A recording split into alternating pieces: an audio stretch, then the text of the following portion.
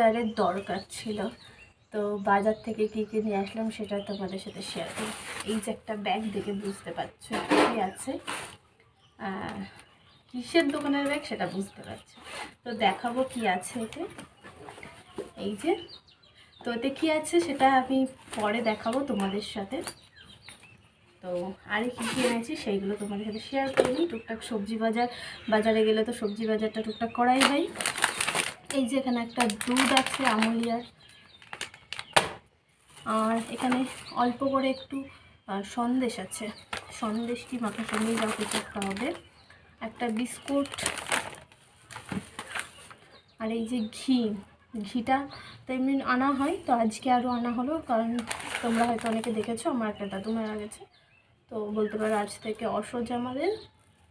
তো তেল হলুদ এটা ওটা তো কিচ্ছু খেতে পারবো না, তো সিদ্ধ ভাত ঘি এখন 12 দিন 13 দিন এটাই খেতে হবে, কিছু করার নেই। তো সেই জন্য ঘিটা আনা। আর এই যে অল্প করে একটু মিষ্টি নিয়ে এসেছি। আর এখানে সবজির মধ্যে বেশি কিছু নেই, কটা হচ্ছে শাখা আলু আছে।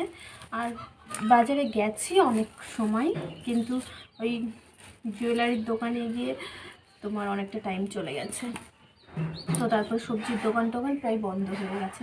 তো ওখানে শাক আলু আছে কটা, মটরশুঁটি, এখানে কতগুলো টমেটো আছে, গাজর আছে, বেগুন আছে, আর হয়তো লেবু আছে। তো এই টুকটাক বাজার, তো আর সেই রকম কিছু নিইনি সবজি। আর এটা ওটাকে নাকি শাকটা মা বলছিল খেতে নেই, তো সেই জন্যে আর নেওয়া হয়নি।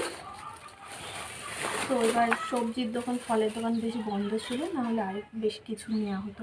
ও মা, এই দেখো টমেটো ভালো না, থেতলে গেছে না পচা টমেটো, যা কিছু একটা হবে। কি টমেটো ভালো না, থেতলে গেছে না পচা, যা